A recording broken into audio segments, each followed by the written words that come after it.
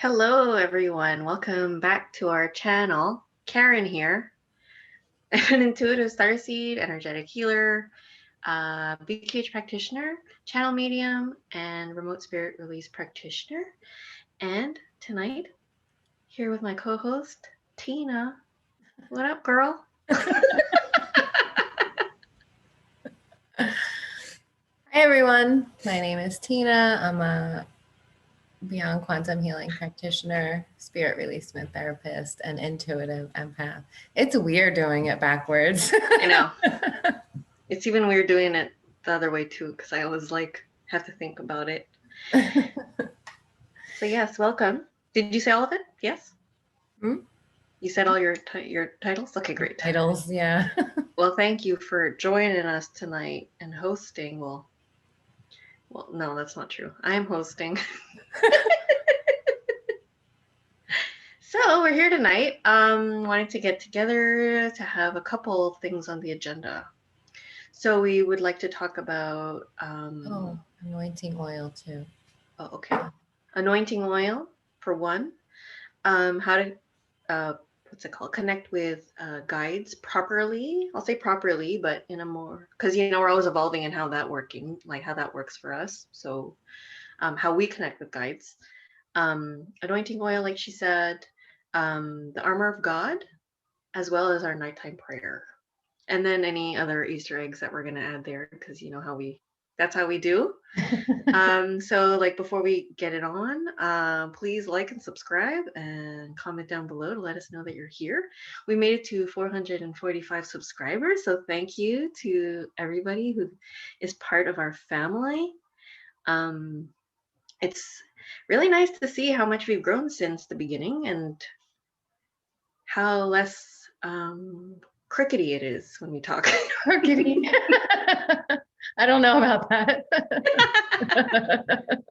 At least it's what I try to tell myself. So first on the agenda, how we connect with our guides. How do you connect with your guides, Tina? How do I connect? Well, I'm not a big visualizer. So I feel my guides more than I can see them. Okay. However, when I feel them, then I can visualize them. So for me, it's about feeling that heart discernment, using the heart discernment, and also, going through our 11-step check to make sure they are who they say they are. Yeah. Yeah.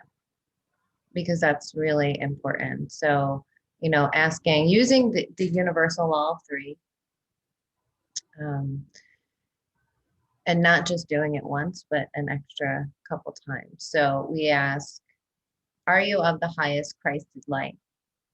And we use the word Christed because we want to make sure we're connected with beings who are balanced. We don't want to connect with low dimensional beings, and we don't want to connect with super high dimensional beings because the information will not be relevant to our current physical 3D earthly reality. So that's what our guides have taught us to do, to use the word Christed. So are you of the highest Christed light? And when in receiving a response, you should just ask for a yes or a no. Like you don't want to be receiving complicated answers from your guides. So you're going to say, are you of the highest Christed light? Yes or no? And they will answer you yes or no. And you say that 3 times. Then you ask, are you working for the greatest good of humanity? Are you working for the greatest good of humanity? Yes or no? Are you working for the greatest good of humanity? Are you working for the greatest good of humanity? Another 3 times. Then we ask, are you working for the greatest good of me, if it's for yourself, or if you're working with clients? Are you working or doing connecting for another family member to assist or heal another family member or friend, someone you know, someone that's insert name here. So, yeah, anyone that's not you. So you would ask, are you working for the greatest good of so-and-so? Are you working for the greatest good of so-and-so? Are you working for the greatest good of so-and-so? And you should just receive a very succinct answer. Yes Yeah. or no. It's that simple. Yeah. And you should ask those questions that you ask, say, are you of the highest Christed light? You should ask with the same tonality, using the same exact words all 3 times. That's really important, because if you kind of change up how you're asking it, then that's an easy way for them to manipulate you and slip in. So we do that. So that's nine questions. And then we follow that by, will you accept our gift of light? So you offer them a gift of light and see if they will accept it. A lower dimensional being is not going to accept it. And then you also ask if they will allow that light to pass through them. So you will visualize that light passing through their body. A lower dimensional being will not allow the light to pass through them because they are disconnected from source. So Yeah. I do that as well. Like you heard my whole connection, like what protection rather, that 3-minute long thing that I talked about last video. yeah. Yeah. So I do the protection and then I go through a 6-step process to connect with the guides. So I have like 6 passwords. So they have to show me specific things or tell me specific things. And then and there's super random stuff. So, Right, like things that you set up with them. yeah. Yeah. Yeah. I Secret. set up like, yeah, secret stuff, which I can't reveal. So I have a 6-step there too. So it is like a password and they're in the specific order. Also, I do the 11-step check. However, I've added, will you also take a drink from the fountain of love? So I literally I have to see them drink. Oh no, and then after that I chop them up. I say, is it okay if I chop you up? And that's the end. So then that's So 13 steps. for me. And then Tina and I go into work and then she checks them again. So, I do my own checks by myself and then she checks it before we go in, like in. Mhm. So I make sure that everyone's chopped up and ready to go. And by Yeah. chopping them up, you mean using your sword to slash them. Yes. So you visualize them. I visualize them like they're there in front of me. And because we work with Jesus, we work with Mary Magdalene and Mother Mary, or the Divine Mother energy, I ask them 3 times, like I say, are you 3 of the highest Christed light? And I wait for a yes, yes, yes. Like I hear it. And so it's a little more extra for me when I do it, as opposed to like before we begin. But usually by then, that's when we're working and doing like an RSR. yeah. Yeah. I usually do that connection before the RSR and then I go into you and then we do it again. But I like to go through my own thorough checks beforehand. Yeah, so passwords are a really good idea. And once you verify your guide is who they say they are, then you will set up a secret password that only the 2 of you know. And that Yes. could be a visual, a word. I don't know. I don't even know Karen's password, so I can't tell you what she does. But for me, it's a visual. Yeah, mine are all visual, but they're specific visuals. Mm-hmm. Yeah. Yeah, mine's very specific too. So it's, are you of the highest Christed light times 3? Are you working for the greatest good of humanity times 3? And are you working for the greatest good of me or another times 3? Then you will ask them if they will accept your gift of light. You offer them a gift of light. And then you will ask them if they will allow that light to pass through their actual being. And then you can ask if they will drink from the cup of love. Yeah, whatever you want. It's something, whatever of love, you know. Something of love, because there are beings that do feed on light. So offering them the love is a good way to test. Yeah, I do light, love, or I'll ask them if they want to be baptized and like dunked in the water. So, depends on my mood. Yeah. And then what was the last thing you do? I chop them up with my sword. Use your sword. Yeah. That's a really quick and easy way. Like if you don't have the time to do all that, to use your sword to, chop them up and see if they come back together. If any of you play Fruit Ninja, that's a really good sound to have in your head while you're doing it. It's like, and I just see them like chop, chop, chop, chop. Like I do a lot. Like I cut the heads off. I cut through. Like I have no mercy. Yeah, and your genuine guides will allow you to do that, because if they are of the light, they'll just come back together. Like Yeah. you're not going to hurt them, and you're not going to hurt their feelings either by wanting to validate them. Like that's part of building your discernment. Yes. Yeah. And just a side note, for like sometimes, let's say it's difficult for me to connect to them, or whatever the case is, they'll always tell me to push. Like the one thing that they always say is connect through the heart. Always connect through the heart, or connect to us through your heart, because you're really the biggest source that you're connecting to, really.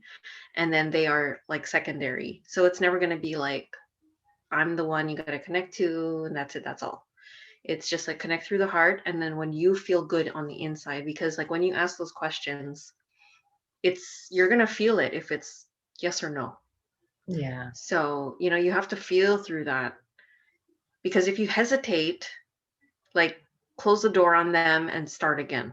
Like, so you just say no thank you, close the door, or chop them up and get rid of them, and then open the door, let the genuine guide come through, kind of reset and start again, and you have to do it again. Right. If you get a no, if they feel off to you, if they have black eyes or red eyes, then you definitely want to close that door. Just close the door. And then you ask the genuine guide to step forward. Yeah. So that's happened to me, and I had to just completely, like, I kept getting black eyes or not feeling not right about it, didn't look like them. And then it was a test for me from them to say, like, okay, you're saying it's no, no, no. You're not just accepting it because you're fed up of asking like 58 times. So it's just like they said, connect to yourself. You can rely only on yourself, really. So, we're technically part of you.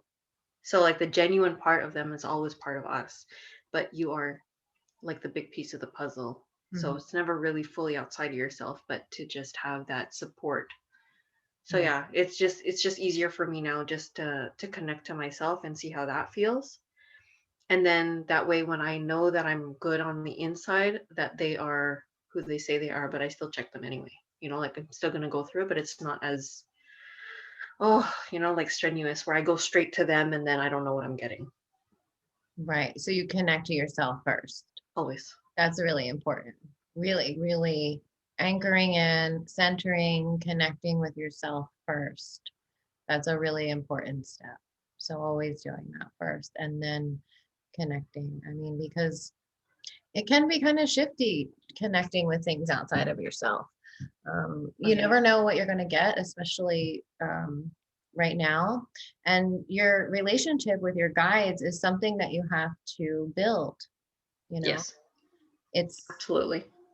yeah, it's just like any other relationship. It's something that you have to develop and foster and learn to trust each other. Yeah, and recognizing false light guides.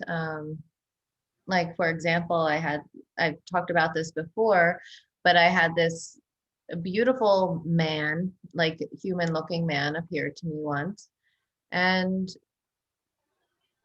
he didn't feel right to Fish. me. He was very suspicious. Yeah. Right off the bat. He had beautiful eyes. He didn't have black eyes or red. He had beautiful eyes. He looked really nice. But yeah, he didn't feel right. And I was like, okay, show me who you really are. And he unzipped what he was presenting as a physical, like human self. He unzipped it, and there was like a bright, sparkling white light body underneath. Yeah. And I was like, You're like, nice Snapchat filter. yeah. And I was still like, I don't know about you. That doesn't feel right either. Like that feels like a trick, because that's how they will trick you. And they're very good at tricking you. So yeah, that didn't feel right either. And then finally I asked him, who are you? And he said, I'm Satan.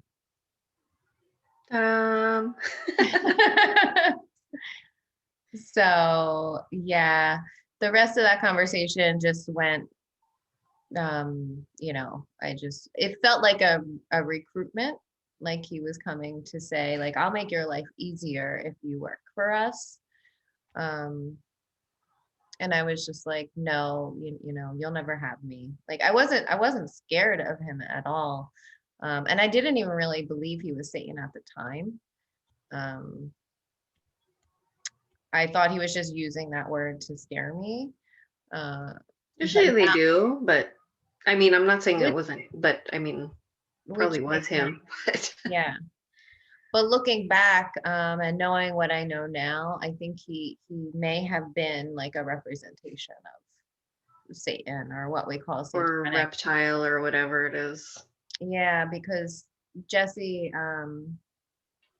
Zodabar, I think is how you say her name, has spoken about her run-ins with Satan, and she runs into him all the time because she was raised in a satanic family. One of these SRA, dark mother. She was raised to be the next dark mother, um, in these cults. And she actually said that he appears as a light body, and he appears as a handsome man. And there's one other way that he appears to her, which I think is a dark looking being. Mm. But I thought that was really interesting that I saw both of them at the same time. Mm-hmm. True.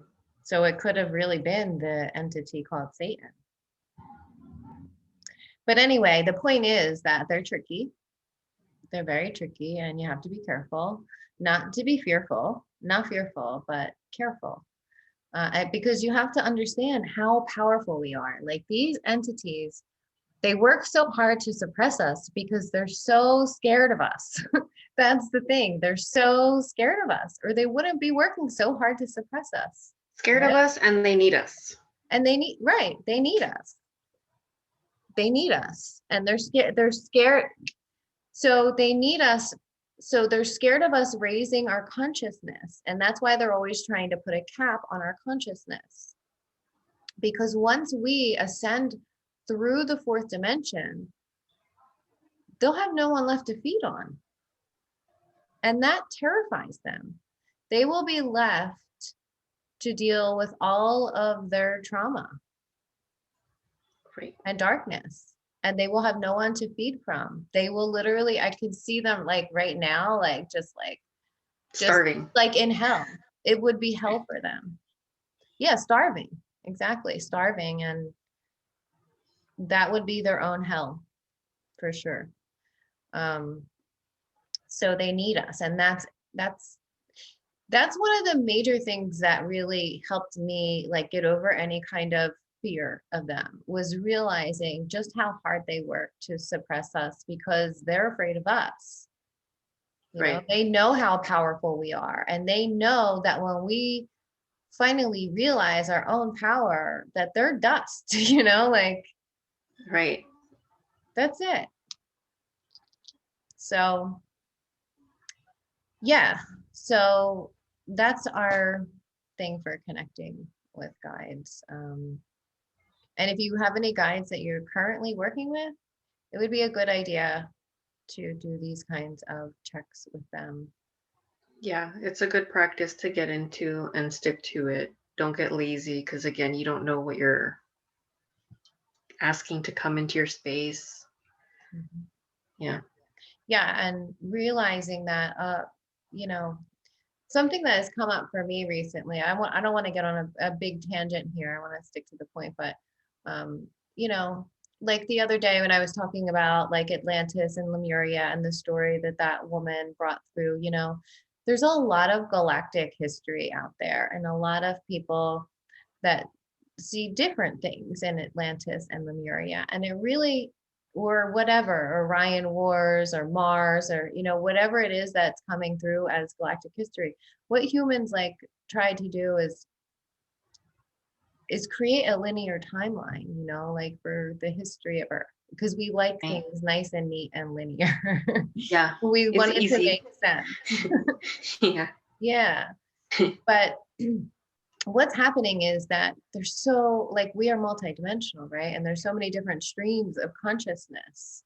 So it's like all of them, all of it can be true at the same time. It's just a matter of what what you're tuning, what stream you're tuning into, you know, to Yeah, bring it's that like a radio station. right. Exactly. It's like a radio station. So it's like what stream are you tuning into? And are we tuning into the Christ stream, the Christ consciousness, or the Antichrist consciousness? That's basically what it's coming down to now. It's like Christ or Antichrist.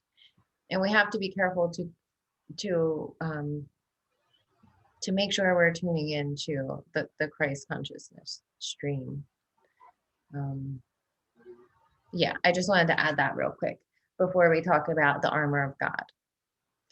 So the armor of God actually started coming through to me in spring of 2020, Hmm. which was really interesting. Like I would wake up hearing, put on the armor of God, put on the armor of God, put on the armor of God. And actually, Jesus, who was my main guide at the time, he was, or Mary was probably there too. I just wasn't aware of her yet. But they sent me a Bible verse as I was waking up in the morning, and it was Ephesians 6, Mm. which is the verse about the armor of God. Um, so I thought that was really interesting. Didn't someone like make noise too? Like they bang really hard on the door? Oh yeah, There's a couple of those times like where you had some physical manifestations or something. yeah, they would like wake me up at night as I was dreaming by like it literally sounded to me some like somebody was banging on my front door. Yeah, yeah. Mm. And I don't remember what it was in reference to right now, but that's like how they will like wake me up to give me messages if I'm not paying attention. Yeah. Yeah. um and yeah, and it's usually at like 3 in the morning. Uh but this was in the actual morning, like as I was waking up, I was hearing it over and over again, put on the armor of God. And I mean, I guess I had heard of it at some point because it felt familiar to me. Um so when I looked it up, I was like, oh wow. So when I asked what that was, they showed me a suit of armor, like a full suit of armor, no openings, just a full suit of armor, but made of white Christed light. So it Mm. when I see it, it's not pure white. It's like a golden white light. And it's just a full suit of armor. So helmet, you know, full, it's like almost like a full night suit. Like if you can imagine a knight. Oh, that's not what I put on us. It's No, literally just a vest, but and it's what do you call it? Like a Tin Man vest a tin man, type thing. Yeah. a And it knight. has like soft padding on the inside for you because I know you like things soft. Oh, And but yeah, but then when the grill, the violet flame grill turns on, it's certified, so it like really like does the but when we put it on, it's just the vest, mm, and then it turns into a thing okay. after the grill turns on. Sorry, go ahead. Yeah, so that's the point I wanted to make. It can be different for everyone. Like what it looked like, what they showed me was the full head to toe, yeah, Tin just Man suit. white light, like night suit, but made out of light. Hmm. And over time, I also like got a shield and a sword. Mm-hmm. So also made out of light. Um, yeah, but yeah, you can ask what does the armor of God look like for me?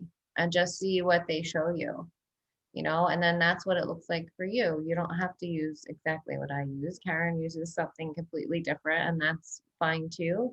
It's different for everyone. So yeah, just asking and see what they show you, and then put it on. Like put it on in the morning as soon as you wake up. That's like the first thing I do. So when you start putting it on, you're going to have to reinforce it more often, until it's like your guide. You kind of create a relationship with it, right? So it kind of just becomes part of you. Mm-hmm.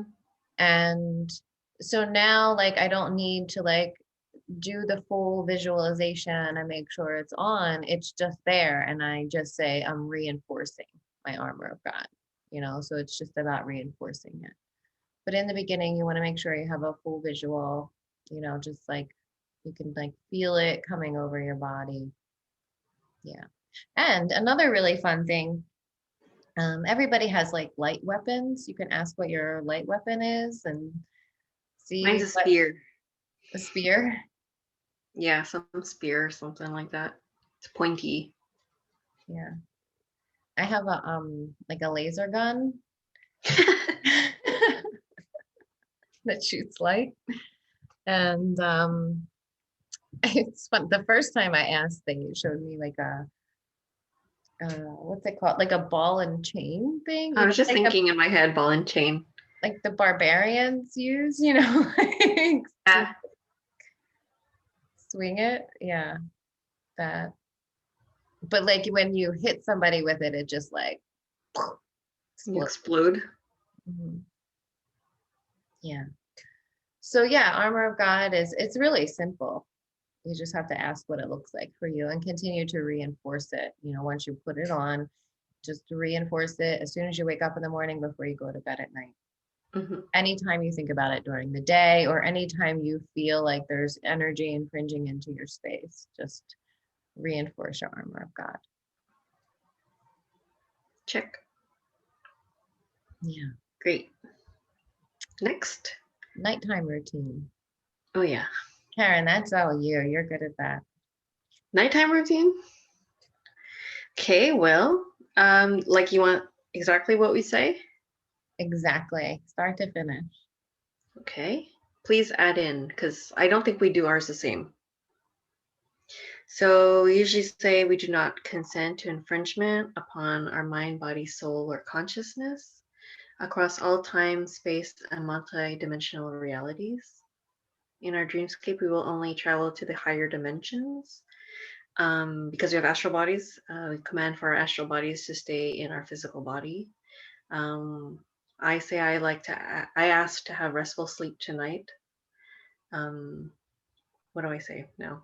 And no, putting on our armor of God, right? Yeah. Mhm. So putting on the armor of God. We also hermetically seal the apartment or our home with, What does hermetically sealing the apartment you fucking seal the shit out of it. Like how I do like a protection. That's how I envision it. Like it's just like an extra, like I bubble it up. I like imagine like the whole perimeter of my apartment, for example, being completely bubbled up and protected mean? So like in gold and white Christed light, black flame, rose gold flame. I put the invisibility cloak and also the yeah, my steel dome again. So like when I do this at night, like even if Tina does it, I do it for us anyway. Or if my kids are at their dad's, I do it for the three of us. So I just make sure everybody's protecting because sometimes Tina could fall asleep. And well, just want to make sure we got each other. um, let's see. Yeah. So hermetically sealing the apartment So that, and then hold on, this is not specifically the order per se, so I'm just kind of saying what's next. And then I put what do you call it? Invisibility cloak around myself or us individually. So me and then or the kids and then Tina and the dog, and then I bubble us together, and then around the bed, and then around the room, and then around the apartment. Okay, I'm extra. I have to be extra because you can never fucking know. Okay, so, and I still get psychic attacks. So I mean, like, it's just you just never know. And then I say I do not consent to being manipulated in my sleep, remote viewed, siphoned of my energy or sexual energy. Is there anything else? There's usually something else. I know I'm missing something. Negative entities, AI. Oh yeah, by or not having any contact with dark force entities, artificial intelligence, negative and aliens, super soldiers, profound souls, demonic beings, satanic beings, any being that is being manipulated by a dark agenda. That's pretty much it. I mean, like, I think, or any being that is less than love. Yes, like, no. That about covers it. Yeah. Any being that is less than love. Yeah. And no abductions. Oh yes, that's one of them. No abductions. That's the one I was missing. See, thank you. Yeah, and then close your crown. Yeah, closing down the crown. We should start with that. Sorry, closing down the crown, and then we say we do not consent to infringement upon our mind, body, soul, or consciousness. And then what do we say? I'm God, I'm sovereign, I'm free. I'm God, I'm sovereign, I'm free. Yeah. 3 times. Let's run through that from the start. Ready? Go ahead. So we close our crown. Really, you want to keep the crown closed. Like anytime you're not meditating, healing, connecting with source, just we could write it all down below. Do you want to do that? Yeah. I was gonna write a blog on it, or like just the stuff we say, so that we can kind of add that too. Mm-hmm. It's a ritual prayer, so if you want to do that, you can follow along, or make it your own based on the skeleton that we just gave you, or whatever you'd like. Mm-hmm. Yeah, it's important to shut down so you don't leave yourself wide open to anything that could come in, because when you're sleeping, you're vulnerable, because you're not consciously protecting yourself. You're in your subconscious, and when you're in your subconscious is very vulnerable. Yes, and I've also asked to allow my conscious mind to come to if funny things happen in my dreams. So I've been able to catch myself if they've been trying to siphon my sexual energy, if that one time when they were trying to inject me with fear, I woke up. When they were wheeling me down in a stretcher, I woke up too. My conscious mind came in. So there's a lot of things. It's just like you have to catch it when it's happening and try to wake yourself up. Yeah, and intention is everything. So, it obviously it works for Karen. So I think you have so much of that stuff, because I really think there's some kind of connection with SSP going on. For what? For us? You. Oh. Or maybe I'm just catching information from other clients or something like that. I don't know. I can't say for sure. I don't. This is an ongoing investigation right now for myself, but I wouldn't be surprised if I'm in it. Then that means you're in it too, darling. I don't know.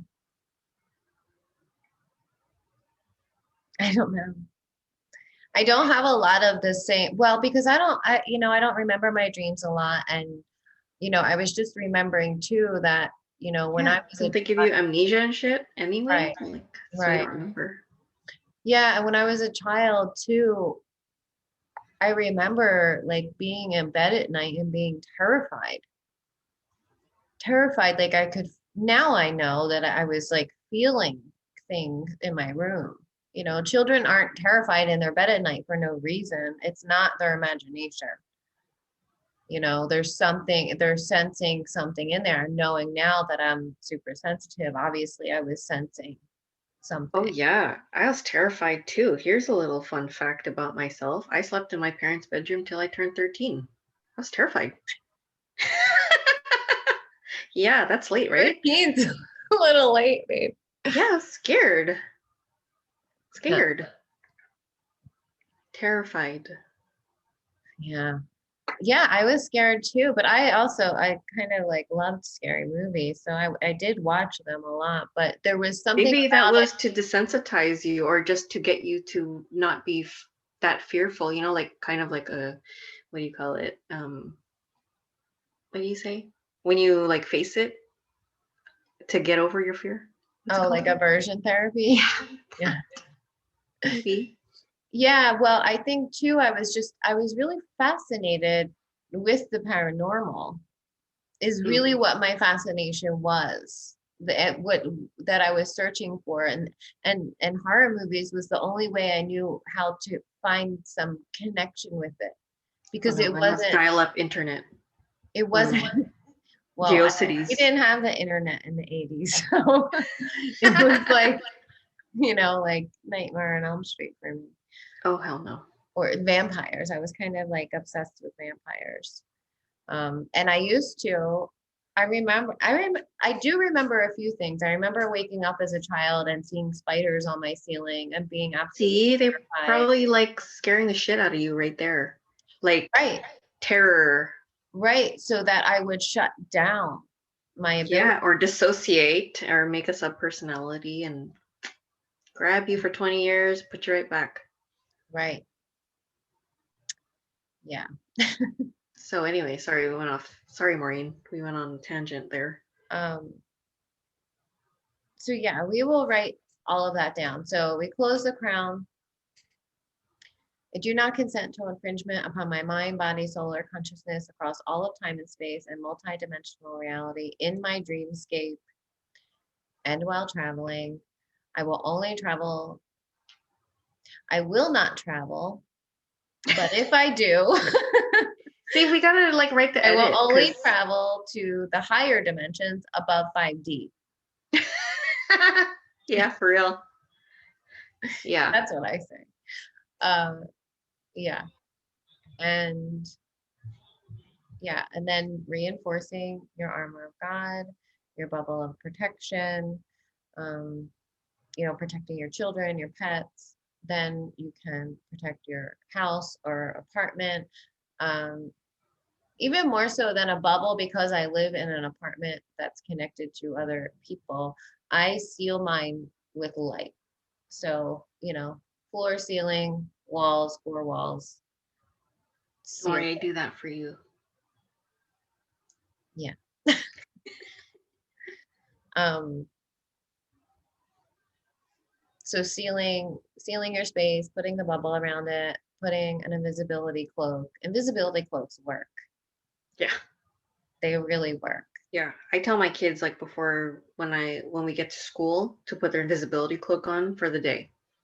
Mm. And then before we go to bed, ask them to put their little code in to protect. And my son always says like, he's like, don't worry, mom, I got you. If you have to work, like you'll bypass the booby traps. I'm like, okay, thanks.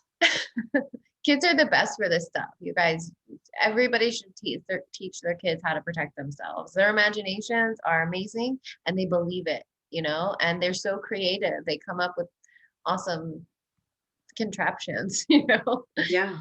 to protect themselves. Yeah. So Hmm. yeah, teaching your kids, that's really important. So yeah, sealing off your home and And what you do not consent on, like who do you not want to have contact with. So if you want to go basic instead of being specific, you could say, I do not consent to have contact with any being less than love. That's it. Right. Yeah. Yeah. And then there are prayers you can say, like I always, I mean, if you want to keep it simple, I always say I'm safe and divinely protected at all times. I am held in love of the Creator. Say that 3 times. I am God. I am sovereign. I am free. So stating your sovereignty, your freedom, your connection to God. So mote it be. So let it be. What else? Past that, anointing oil. Oh, anointing oil. Okay. So anointing oil. Are you gonna make me some? Yeah, I have some made. I'll give you some. Thank you. So you can make anointing oil with just regular olive oil. All you need is the oil. So you could just make it with regular olive oil. You pray over it, infuse it with source light.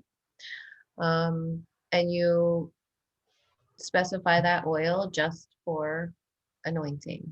You know, this is God's oil, and whatever is anointed with this oil is under ownership of God, pretty much. I don't know how else to say it. So basically, there are dark satanic generals that have strongholds over this planet. This is why things are so effed up. So these generals have dominion over these certain lands, neighborhoods, communities, etc. And we as humans have the right to take back that dominion from these satanic generals. And the way we do that is by anointing ourselves and the land. So all you have to do is take your anointing oil. I have a little like roller ball one, just I put it on my wrist and my chest. Wherever I put it on my dog. I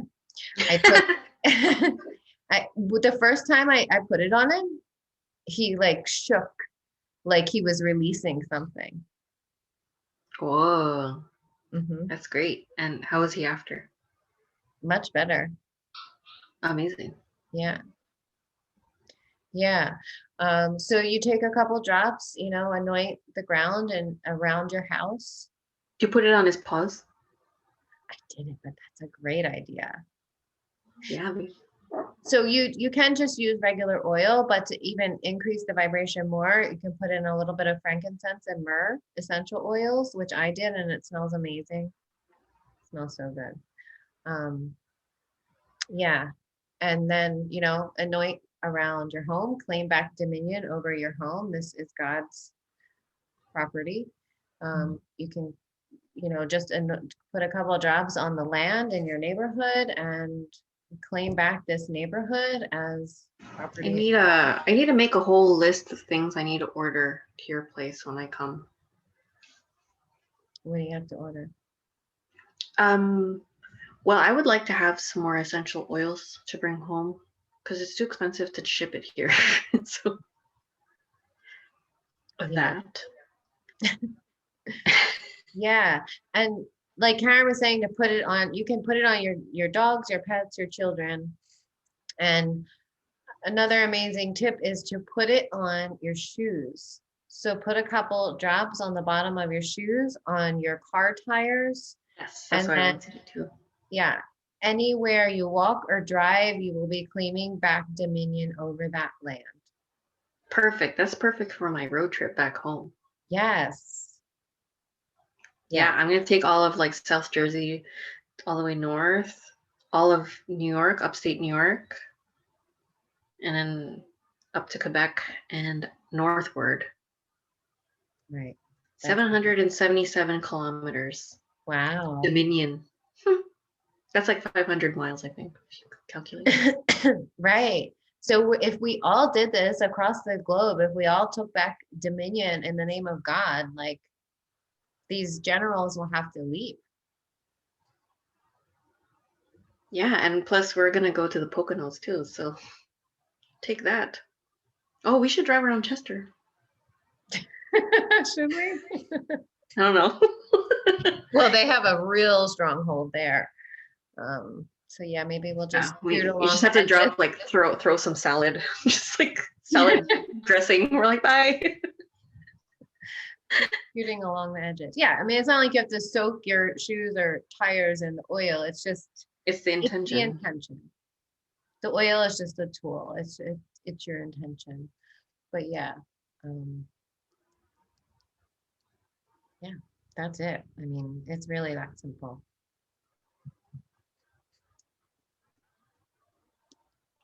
Anything else? Um, How was your day today? my day was good. I really enjoyed our session today, our tandem session. Yeah, I'm hopeful that it will get him on the right track, and he's gonna listen to his heart. That's what we usually want. Like, we attract a lot of clients who are just right at the cusp, just ready to jump. Yeah. And yeah, so I felt he was like ready. He just needed to hear himself say it. And Yeah, yeah, totally. I love that. I mean, it really is like it's like right at that edge, like deep down what to do. You want to connect with and be your authentic self, no matter what. But there's all this just stuff in the way, fear of what people are going to think of you. And it's really that it's the fear of judgment and others' opinions and what are people are going to think if I do what I really want to do, and kind of and leave that's what stops you from ever doing anything anyway. right. And yeah, it is your thoughts about what other people, but really it's you. You are the one who's stopping you from doing anything. Exactly. Yeah. So, if you need to accumulate things, I can't do anything until blah, blah, blah, fill in the blanks, until I do this or fulfill this. You're not going to get anywhere. You're always just going to keep filling it and filling it and filling it, because it'll never be perfect enough. Yeah. And like we saw in the life he visited, he had regrets on his deathbed that he didn't do what he really wanted to do in his life. Mm-hmm. But that was in contrast to the first life that we saw. He was living in this beautiful native tribe, and it was a really small community. And there were kind of leaders or elders of the tribe, but they got corrupted. Mm-hmm. And they got corrupted by the white men that were coming into the tribe. They were trading with the white men. Yeah. Or You're taking the women. Yeah, they were trading the actual women. They were trading jewelry and like gold. I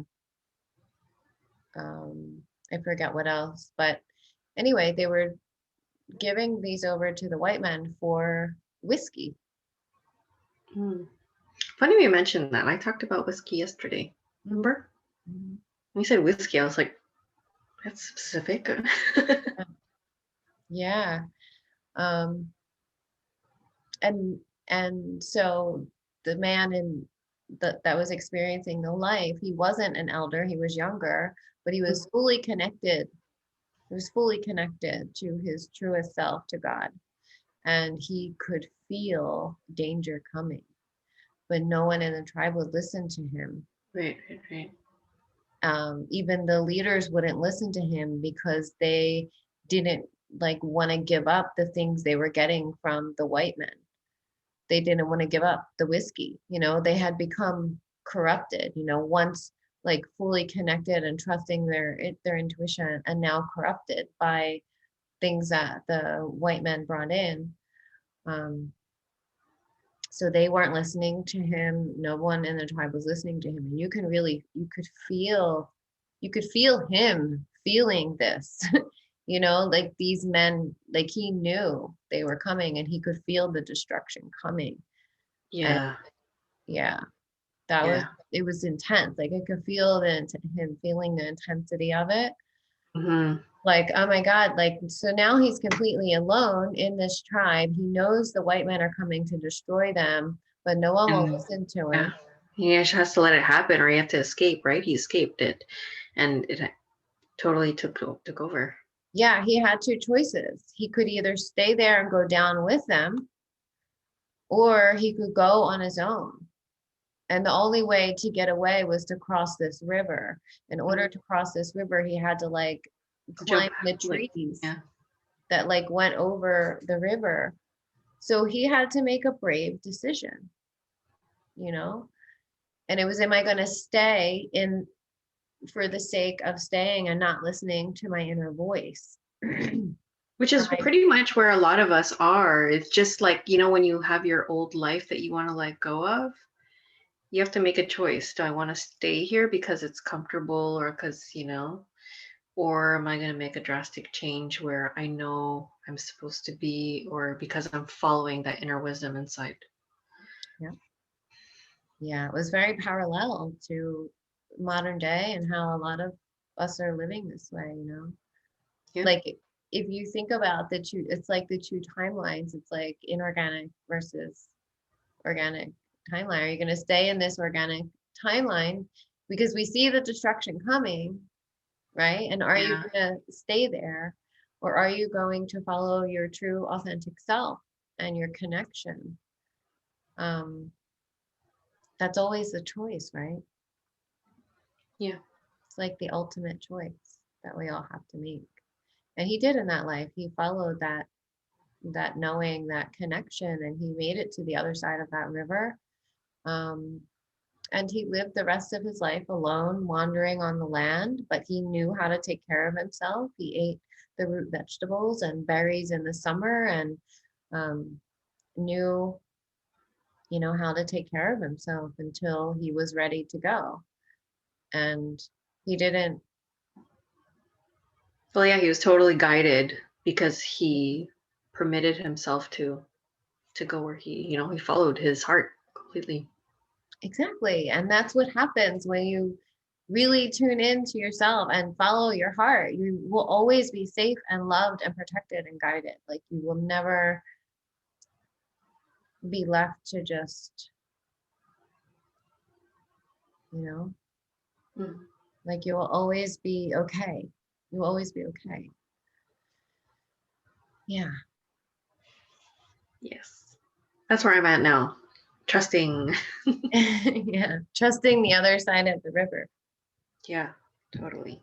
Yeah. Really fresh. Yeah. Like I'm on top of the trees now. I'm really, Just climbing down. yeah, I just got my last paycheck today from the hospital. So it's really like I'm on my own now. Yeah. Officially. And my sugar mama here. Yeah. It's a beautiful place to be. Because you're trusting yourself, you're trusting your higher self, you're trusting your heart. And when you do that, you'll never be let down. Yeah. Just like we saw in the session today. So in contrast to that, we saw a life. He was a banker in the late 1800s, early 1900s. He actually looked like the Monopoly guy. Mm-hmm. Um, but instead of a monocle, he had full glasses, Mm-hmm. wired glass. And we saw that he had a really rough beginning. He was put up for adoption because his dad didn't want him. His dad had an affair with somebody, and um, and didn't That was want so sad. the baby. Yeah, that was sad. It wasn't wanted. So, can you hear me? Mm-hmm. Um, so they gave him up for adoption. He was put into like a foster home, stayed there for a while, and then was adopted out into this abusive family who were physically, emotionally abusive. Then he ran away at 12 years old, lived on the streets, became a hustler. He learned how to take care of himself on the streets. He was like selling papers. He would steal food when he needed it. But then he learned how to survive, and he was really good at selling things. So he started selling things. to support himself.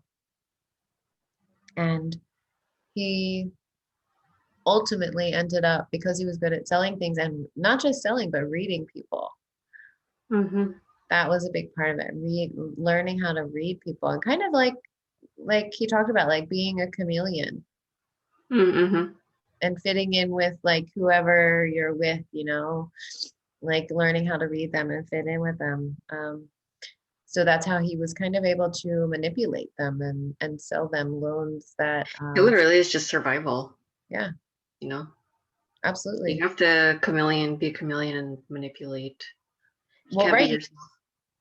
right. You learn that as in abusive situations. You learn how to be a chameleon, right? Because you're always walking on eggshells, um, trying not to get hurt, Yeah. right? Mm-hmm. So yeah, it's like learned behavior. It's like survival. And yeah, I thought it was really beautiful that at the end of that life, although he had regrets, because he did genuinely want to help people, because he would say, like, I look at them, and like I want to create my own bank where I can help them without robbing them, because he knew when he was selling them these loans that they weren't going to be able to pay them, and they were going to go bankrupt and have all their things taken away. Like, he could see that, but he did it anyway, just because he was surviving. And but his heart knew better, and his heart wanted to be able to truly help people and create his own thing. But in Yeah. this lifetime, he never had the courage to step away from that. Yeah. So he died with regret in that lifetime, that he never followed his authentic calling, and he died alone in that life again. So yeah, that was a really cool contrast, the way he saw those two different lives. In one lifetime, he did follow his calling and inner knowing, and the other he didn't. And it came, like, his higher self showed him that, like, right now is where he's at in his life, and he kind of has to choose between the two. Yeah.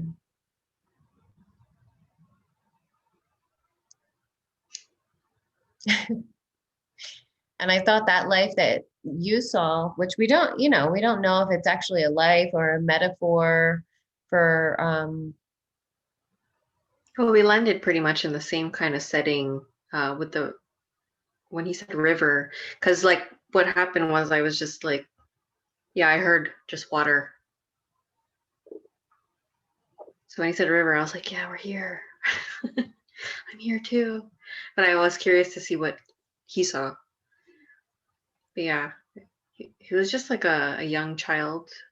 Um, there was a lot of kids. I think it's kind of similar to his life, mhm, his mhm, life, this mhm, life, mhm, and also knowing things and trying to tell people like this is an easier way, like do this way, but they wouldn't. He was trying to get the validation from his dad, or the okay, or the from his dad, but his dad never gave it to him. He kind of gave it to his brother, who he perceived as like an idiot. So he was just like, what the hell. So he felt very unseen and unworthy and like shit. yeah. um yeah, so in that life too, he was like alone, very very lonely, very isolated. And I think, yeah, the lesson of that life was just for him to learn how to be. That was really the big one, like learn how to be, how to let go. He needs to let go that everybody's pathway is, unique to their journey, to their life, their existence. So even though he had a better way, or he felt he had a better way, it wouldn't work for whoever else. Like, and he had to learn to just let people do and just focus on himself, because he put so much focus outside of himself that it took away from his life, from being, there's a lot of stuff, a lot of messages that were kind of like related to this life. um Yeah, It touched up on a lot of things. a lot of things. Yeah, I thought that was a really profound session. He did really well, really, really well. Hmm. And I think um, listening back to that, Yeah. And I let him do the talking, especially at the end, because I'm like, I'm not going to add anything because I want him to, he's taking accountability. and he'll hear it back from himself. Exactly. And that's more powerful than hearing it from me. But we pretty much got the same messages, like when, just in case, because sometimes Tina's like, did you get anything else there, Care? But he was saying everything, so it was really good. I was just like, okay, good. He's on it. He knows the answers exactly how he said it too. He's like, he knows. Hmm. And he does. It's just a matter of reiterating and feeling more empowered to say it out loud. That's Yeah. usually what we need, is just that we need to say it out loud. We need to take accountability. And then after that, really, when you take accountability, that is also plugging in the doing it, Hmm. following through to do it. You Hmm. can just wait all you want, but I mean, like, again, you are the only thing in the way of your evolution and growth. Yep. Well said. Okay, are we wrapping it up, or do you have anything you want to chat about? No, I think that's a pretty good, well-rounded story. But we appreciate everybody who has come and who watches our videos. We appreciate the new likes and the subscribers and the commentators. Is that Yes, a word? Commentators? Yeah, commentators. fine. Whatever. We appreciate all of you for being part of our community and for, yeah, just interacting with us and letting us know. Thank you, Maureen, again. Yeah. Always get a personal shout out because you make it to the end. Um, I but yeah, know. We did this no. video just for you, Maureen. If anyone else has any questions or wants us to make a video about something you want to know, please So let far, us this is know. Maureen. Yeah, this is Maureen's second video. The first video she asked for was, I think it was how we met. Yeah. Yeah, let us know what you want to know and we'll make a video. Yeah, we'll talk about whatever. We will talk about whatever. Yeah, we're super grateful for you guys. Like the fact that 445 people subscribed to our channel is pretty amazing to me. And I'm really thankful for each and every person who watches and hangs out with us. Really appreciate it. Yes, thank you. So that's it. We will see you again. We send you lots of love and good dreams. Protect yourself. So I'm just gonna place like a nice dome around you and invisibility cloak and light. A lot of love, blessings, and a big kiss. God bless. Be safe. God bless. And make Make your good anointing choices. oil. Yes, make anointing oil. Make good choices. Yeah, the more of us that do it, the better. Take back control of this planet. Mm-hmm. Hey All guys, right, everybody. Have a thanks good so night. much. See you again. Bye. Bye.